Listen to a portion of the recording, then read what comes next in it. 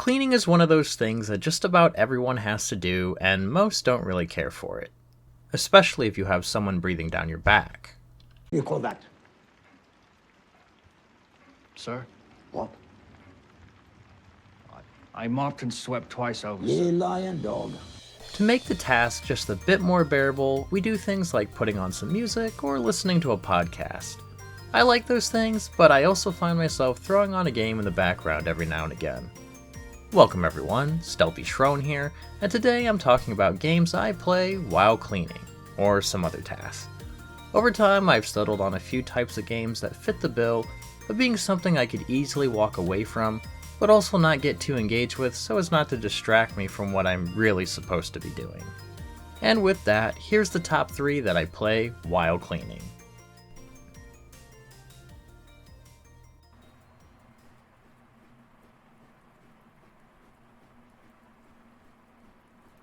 The first one on my list is actually something a bit new to me. It was released recently, last June, but I mean this kind of game as a whole. Idle Waters is an idle game that sits on your desktop. Now, I played idle games before, but only on my phone, and usually I bounce off them really quickly because I just don't care for mobile gaming. However, when Ignita Games approached me with the key to give their game a try, my interest was piqued. I hadn't really heard of desktop idle games before this, other than Rusty's Retirement, but I've come to find that it's actually a burgeoning genre. I guess there's something nice about having a game up in the background while doing other things. Playing Idle Waters has definitely made me more receptive to this style of game in the future. In Idle Waters, you play as some sort of fox, or tanuki, and you just fish. At the start, you need to click to collect the fish he gets, but soon he has the ability to auto-fish and eventually auto-sell the fish. You use this currency to get you upgrades to make your fishing more lucrative. In addition, there are some other locations to fish at and unlock so you can gain access to new fish, quests to complete, and aquariums you can fill to get extra items. However, at its core, it's largely a hands-off collectathon. This actually makes it a really easy game to have up regardless of what you're doing. It could be cleaning, watching a movie, playing a game, or writing this script. It's not the most exciting game, but it's a nice distraction to see numbers go up and collections being filled. On the plus side, the dev has been hard at work putting out updates for the game, with many of them being really helpful quality of life features.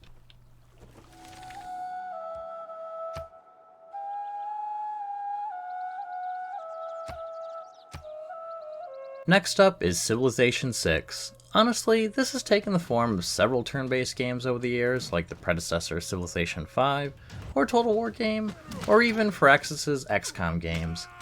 The obvious benefit to choosing to play a game like Civilization 6 when doing something else is that the game always waits for you. But first, for those who somehow don't know, Civilization 6 is a 4x turn-based strategy where you choose a civilization and lead them throughout history. You do this by exploring, founding cities, conquering neighbors, researching technology, etc. And all of this funnels into one of several victory types. If you never played a game like Civilization before, then I could see how this might be a bit intimidating to get into. Luckily, I think Civilization 6 is one of the most accessible to get into, and has plenty of quality of life features to display information and suggestions to new players.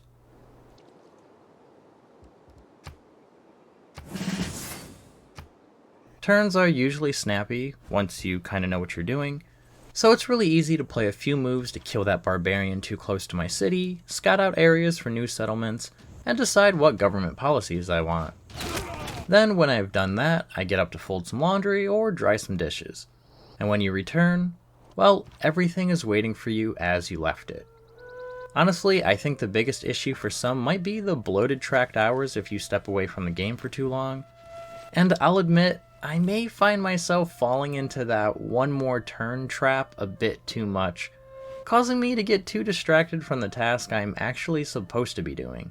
I tell you, I scrubbed this here place twice over. And I say you did nothing of the sort. I know each Civilization title, since the 5th installment anyway, tends to be divisive, but I absolutely adore this series. I've been playing the game since Civilization 2, and I'd like to play 7 at some point. There are some changes that I've liked over the years, and some that I haven't, but overall it's a great series that I keep loading up to play another game. Before I get into the final game, if you're enjoying the video or found it helpful, then please consider giving this video a like and subscribing for more video game coverage in the future. And let me know what games you play on the side, or maybe you think that's crazy and too distracting.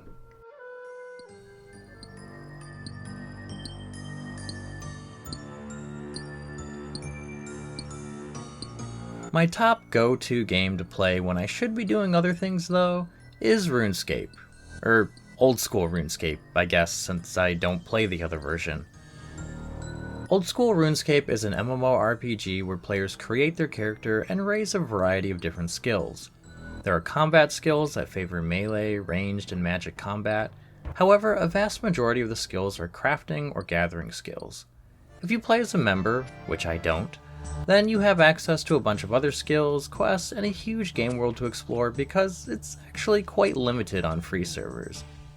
Anyway, many of the skills are ones where you can click on something to tell your character to do it, and they'll go at it for a while.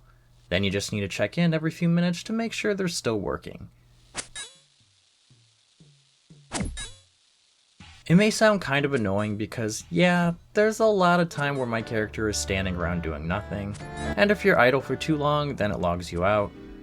There are definitely better skills to play this game AFK, like woodcutting or fishing, but I do tend to play this game mostly AFK, which means that I work through levels really slowly. And that's because RuneScape is a game that is definitely a marathon over a sprint. To get to higher levels with any skill requires a ton of time and repetition doing the same things over and over again. And I say, you swab it again, and you swab it proper like this time, and you'll be swabbing it 10 times more after that. Playing as a kid years ago, this was something that turned me off from the game. However, approaching Old School RuneScape as an adult, I have a different temperament now. I know that things will take me forever, so I no longer care if they do, if that makes sense. Especially since I'm playing this game as inefficient as you can get. I'd say the other reason why this happens to be one of my go-to games is because it's incredibly lightweight. It doesn't take up a lot of space, so if I go a while without playing it, then I don't feel bad about having it on my drive. If you liked my coverage of these games, then maybe check out my wishlist reviews, where I cover a few games and tell you if there's something to keep on your radar. Obviously, this is a bit of a different video, so hope you liked it. I'd love to hear what sort of games you might play when trying to quote-unquote multitask. I hope this video helped you in some small way, and if it did, then please consider leaving a like, comment, subscribe, or whatever it is you feel like doing. Thanks for watching, and have a nice day. You'll do it! And by God and by golly, you'll do it, smiling lad, 'cause you like it. You like it 'cause I says you will.